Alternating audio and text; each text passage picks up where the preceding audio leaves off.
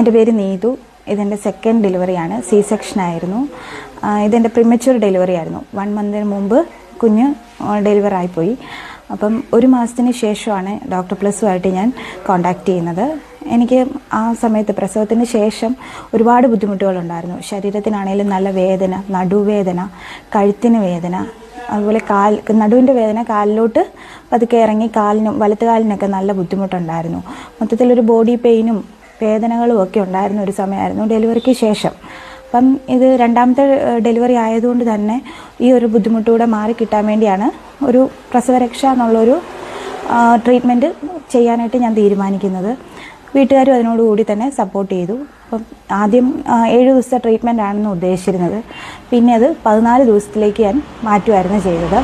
എനിക്ക് ഡോക്ടറിൻ്റെ സർവീസ് ആയിരുന്നെങ്കിലും ഓൺലൈനിൽ എപ്പോഴും വിളിക്കുകയും അതുപോലെ വാട്സപ്പിൽ മെസ്സേജ് അയക്കുകയും എൻ്റെ എല്ലാ ആരോഗ്യ പ്രശ്നങ്ങളും ഡോക്ടർ ചോദിക്കുകയൊക്കെ ചെയ്തിരുന്നു. 7 ദിവസം മസാജും ബാക്കിയുള്ള കാര്യങ്ങളുമൊക്കെ ആയിരുന്നു, വേദുകുളി കാര്യങ്ങളുമൊക്കെ. 7 ദിവസത്തിന് ശേഷം 2 കിഴിയായിട്ടാണ് സ്റ്റാർട്ട് ചെയ്തത്. 2ാമത്തത് ഞവരക്കിഴി കൊണ്ടാണ് തീരുന്നത്. ഞവരക്കിഴി കഴിഞ്ഞ് കഴിഞ്ഞപ്പോൾ തന്നെ എനിക്ക് 2 കിഴികളും നല്ല ബുദ്ധിമുട്ട് മാറിക്കിട്ടാനായിട്ട് സഹായിച്ചു. 2ാമത്തെ കിഴി കഴിഞ്ഞതോടുകൂടി തന്നെ നല്ല ബോഡിക്കൊക്കെ നല്ലൊരു റിലാക്സേഷനും അതുപോലെ തന്നെ പെയിൻ റിലീഫും ഒക്കെ ആയിട്ടാണ് എനിക്ക് തോന്നിയത്.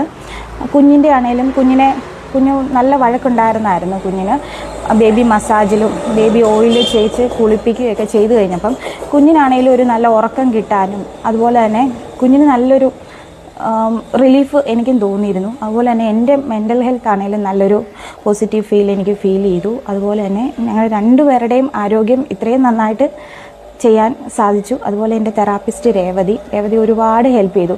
കുഞ്ഞ് കരയുമ്പോഴാണേലും കുഞ്ഞിനെ ഒന്ന് നോക്കുകയും അതുപോലെ എനിക്ക് ചൂട് കൂടുതലാണോ കുറവാണോ എന്നെല്ലാം നോക്കി തന്നെയായിരുന്നു രേവതി എല്ലാ കാര്യവും ചെയ്തത്.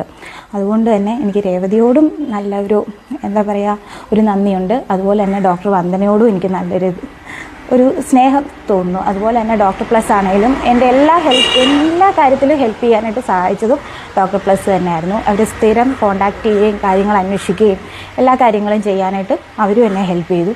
എന്തായാലും ഇതെല്ലാവരും ഇങ്ങനെയൊരു ട്രീറ്റ്മെൻറ്റ് എടുക്കണം എന്ന് തന്നെയാണ് എൻ്റെ ഒരു ഒപ്പീനിയൻ. അതുകൊണ്ട് തന്നെ നന്ദി.